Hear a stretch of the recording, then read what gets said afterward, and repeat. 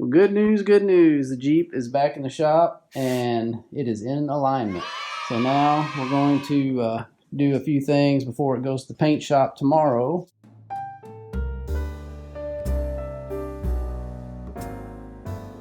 Well, guys, this is finally it. Here's Paul's Jeep back from the paint shop. Let's take a look at it. Of course, we have to reassemble everything, but it's really nice. The hood, Mike did a super job on it because I don't know if you guys remember what this looked like, but it was terrible.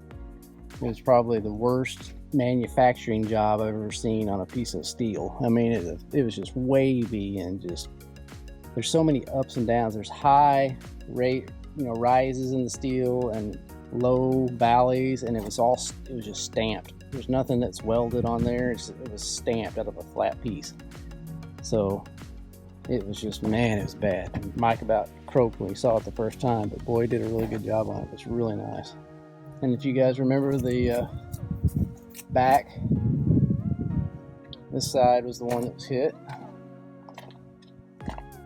So, and there was dings and stuff on this thing, and Mike pretty much had to paint. I think he said he painted the whole Jeep except for one panel maybe.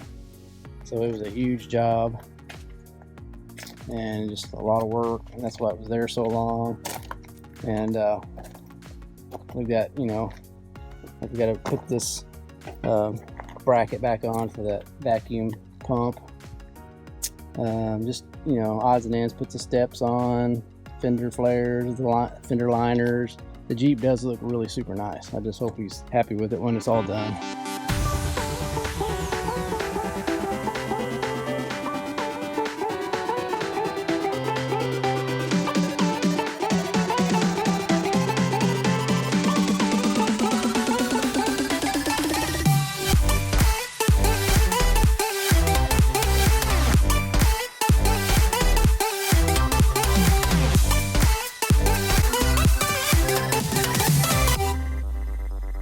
Alright guys, I'm doing some of the finishing touches on Paul's Jeep. So I've got Beth's side door, passenger side door that was smashed in the wreck, and I want to go ahead and try to get this door panel off. I've never taken one of these off, but it doesn't look very difficult.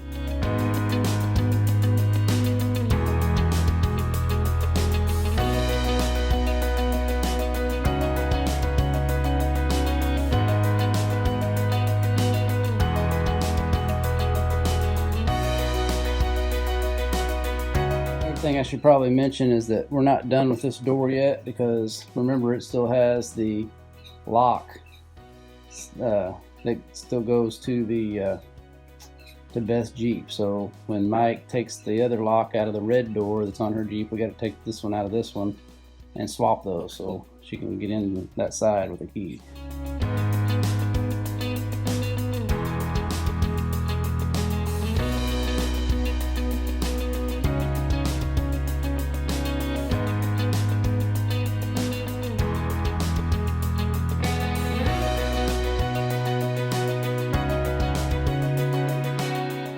Alright, so now that the interior is finally complete, I'm trying to decide what to do next.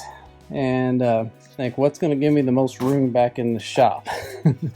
So the biggest boxes that I have are the fender flares and the fender liners that we have to put together. So let's start in on that. And we can do the step and the rock sliders and all that. Try to get a bunch of this bigger stuff knocked out.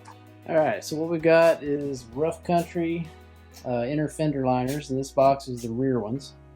So I'm going to jump into these instructions, figure out how to put it together, and we'll see how hard it is to install. So when you take off the rear fender flares, the liner is attached to it. It's kind of like a one-piece system. So when you take those off, you're kind of stuck with just an open hole where it's going to sling mud and stuff all up in there and rust stuff out. So we went ahead and bought these liners, and they're steel. So let's see how they go together and how hard they are to put in there. Alright, so here's what's involved in one side of this is the rear fender liner. It's a Rough Country, like I said. It's just 3 pieces and a whole bunch of hardware.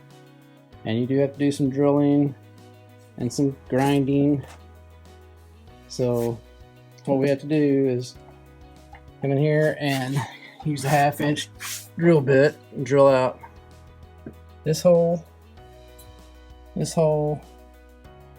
hole to a 1/2 inch, and that's so that it can accept our little clips that you push in there, so we can take the bolt that goes through the liner.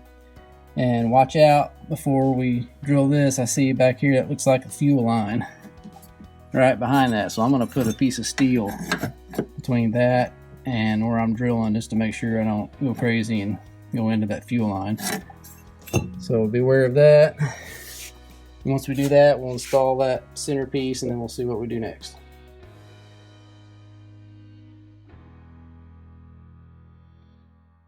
So what I've done there is I've drilled those out to 1/2 inch. See that? I went ahead and slipped those little, I don't know what you call them, nut clips on there. But this back one, they tell you you have to grind. Like if I put that on, I wouldn't reach up to the hole, so I'm gonna have to take off some of the steel about like that there, so this little clip can reach up in there and get to the hole. So you have to grind a little bit.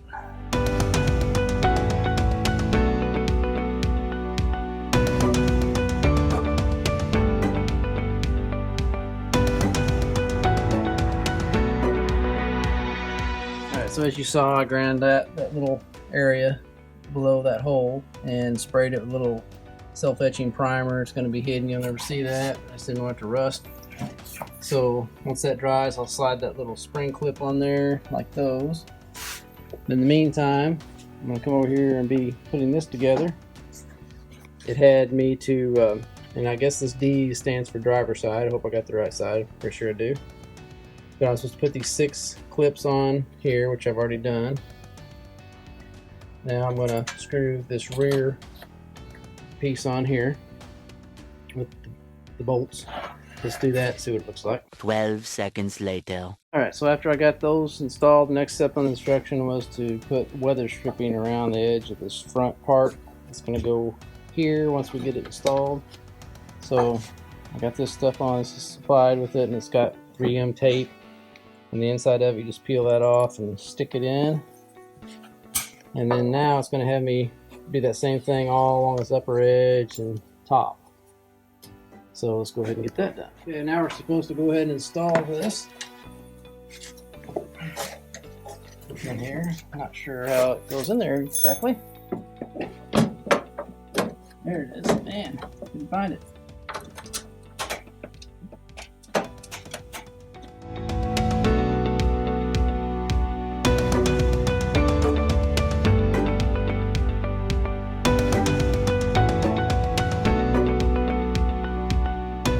So now all we should have left to do, all those are in, is just to bolt that last piece on. There should be just 3 holes in it, and hopefully it lines up. Alright, so that fender liner is in, and it was a pain trying to get all these bolts lined up. If you just keep messing with it, you'll eventually get it in the right, where it's threaded in the nut. So works pretty good. I mean, it covers up all the bad stuff, so nothing gets mud slung in it. So hopefully I didn't cover that up, or I'm going to need to take it back off when I put these flares on. I should have thought of that a while ago. But next we'll be doing the flare on this side, just to see how that goes. And of course it doesn't go right into the same little holes exactly like the old one did. So what we have to do is drill out these holes, a 7/16 bit. This one, this one, this one, and that one, that one, that one, and that one. No, not that one, sorry. And those will we use these rivet nuts like that. It takes a special tool that once we get these drilled out big enough, we'll put it in there, and we'll use this gun, and it'll expand that so that it gets stuck in that hole when it can't move. When we put our bolt in there, it won't spin or anything, it'll just hold it. And the reason you have to use this kind is because you can't access the back of that, but you can access the back of these 2 center ones, so those will just use regular bolts in. And here is the little tool right there. So after we drill the hole out, we just put this thing in there. It looks just like a rivet gun, and you just squeeze those handles and it expands it. So hopefully it works. We'll see.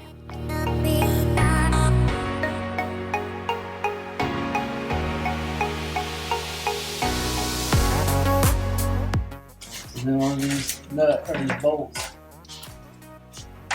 should fit right in there, and that's what's going to go through our flare. We'll go ahead and do that on all of them, and then except for these two here.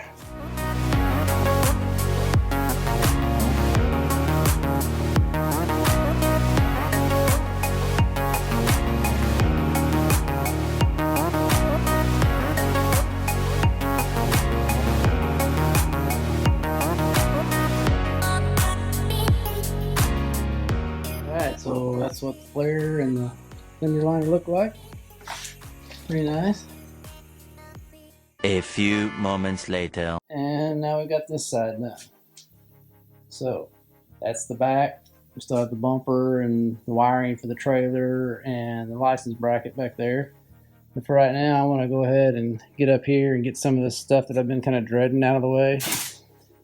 If you guys remember in the wreck, there was a smashed line that went from the power steering reservoir over to the steering box, and it's wrapped up around back in there somewhere, and I don't even remember what I had to take off to get to it. So I've got the new line over there, and let's just pop the hood and get in there and see what we got to take off to get to it.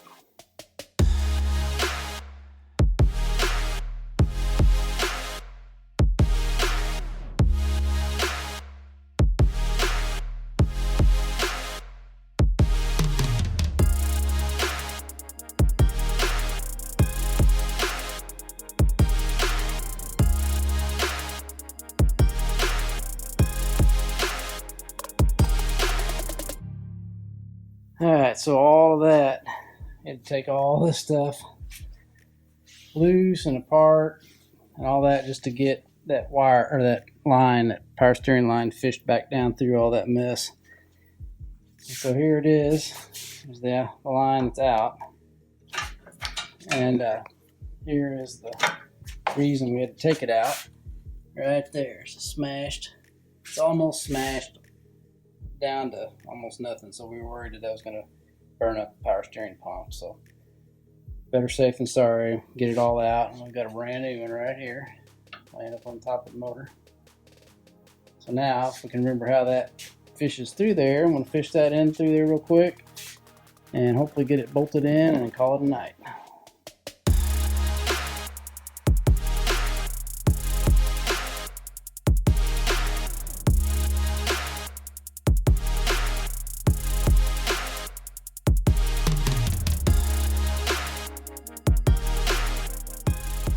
Alright, so the new power steering line is in.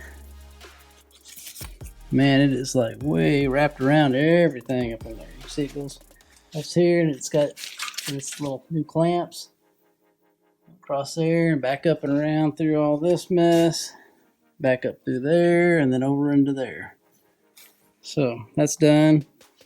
I want to look at Beth's Jeep too before we start putting this back together too much, and see exactly how all the wiring loom is routed. So make sure we put all that back the way it's supposed to go, because who knows if any of this is the way it was at the factory. So luckily we have another Jeep out there, we can just go look at it. So we'll do all that, and then we'll get the radiator and all that put back in tomorrow night, get the fluid put back in, power steering, and then we'll move on to some body stuff.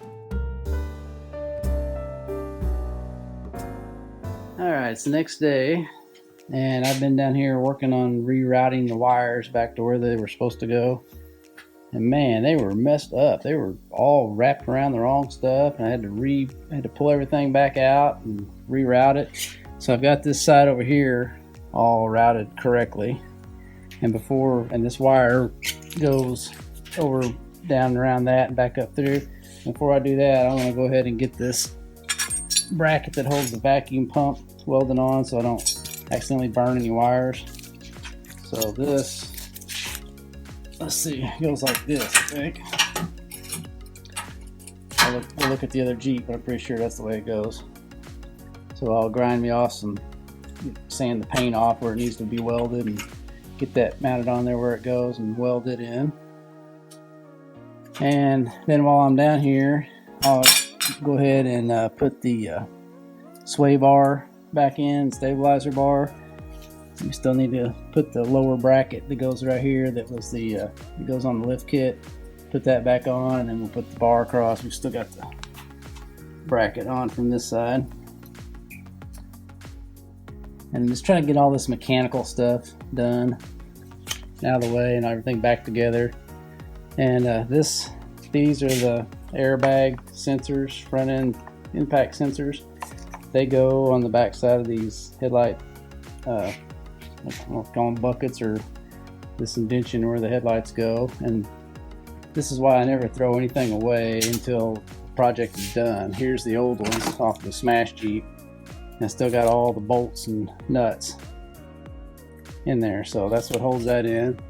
And I was missing a screw for the tail light, and there's still one in the smashed one that we needed. So that's good.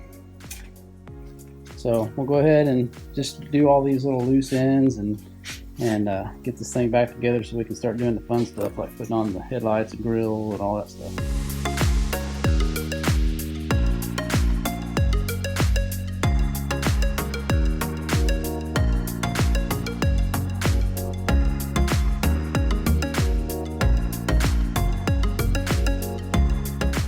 Okay, so I've got that bracket welded in.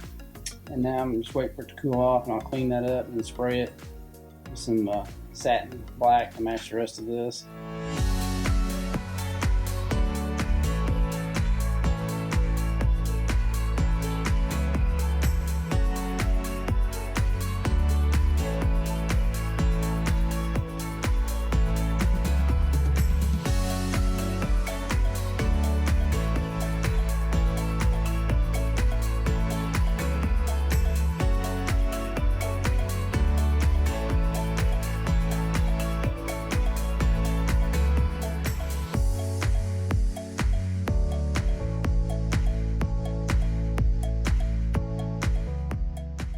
Alright, so got that painted. Got the, I guess I forgot to turn the camera on when I painted that and mounted that vacuum pump.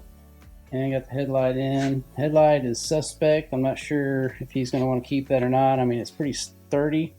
And it might be more sturdy once we get the grill in, but it does have some broken tabs, so I think you should just drive it and see if it comes loose. They're easy to change, so that'll be it for tonight. Tomorrow I'll get that sway bar put back in. That's why I left that bracket out there, so I'd remember to do it.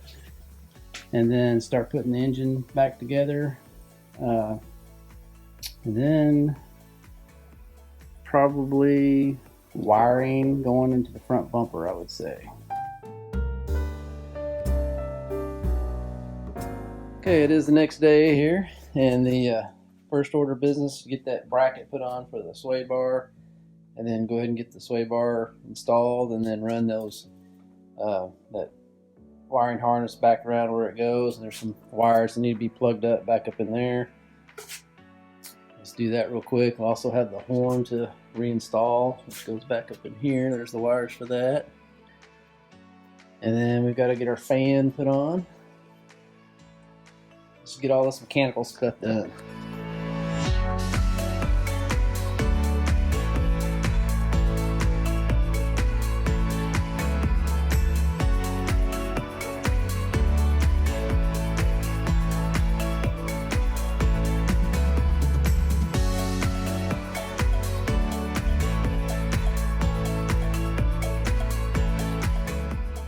Alright, so I've got the sway bar connected and sway bar links.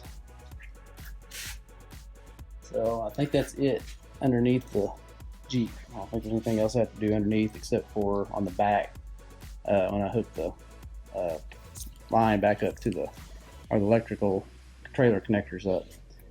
So let's jump up on top. We've got to put this horn in and then get the fan installed, and then we'll put all the snorkel and the antifreeze reservoir back on and all that.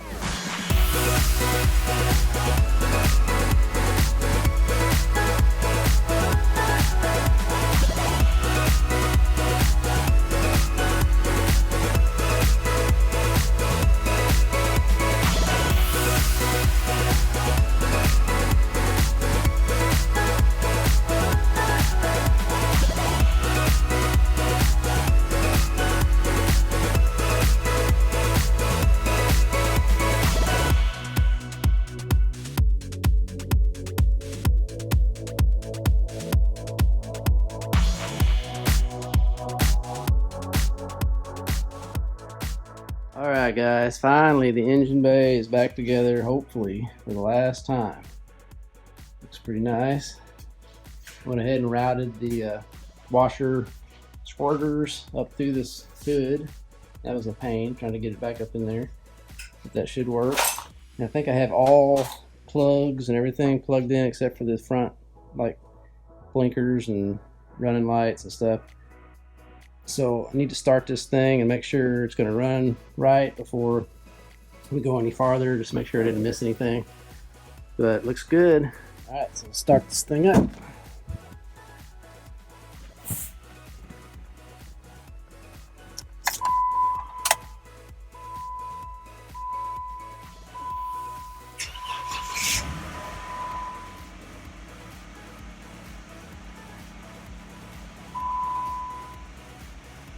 Change oil, Paul.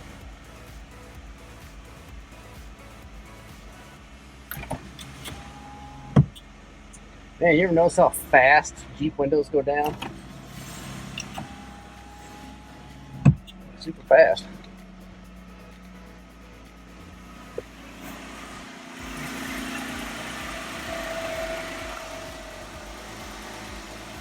Okay, I don't hear any weird noises. Idling down good, sounds like everything's good. And we'll check the, need to let it warm up. Check the power steering, move the wheels back and forth since we had all that unhooked. Make sure there's no air left in the lines. Well, I hope you guys enjoyed this week's episode. We appreciate you tuning in, and just make sure you give us a thumbs up and share us with your friends, and subscribe if you haven't already. And tell us what you guys think of this Jeep so far. Do you like the hood? Do you like the style of it? Everything's going back together good. Remember also that Paul is going to eventually get some bigger tires, so these tires are kind of small on this thing now that it's lifted. And going to have these skinny flares, so it needs a wider base. But I'm predicting that the next episode we will finish this thing up, so really hoping that happens, because Paul is about to kill over dead from not having this Jeep back. So we'll see you on the next episode. And always remember, don't retire it if you can rebuild it. See you guys next week. Thanks so much, guys, for tuning in and watching this week's episode of Rebuild It. Make sure you subscribe so you don't miss out on any awesome content. Have a good one.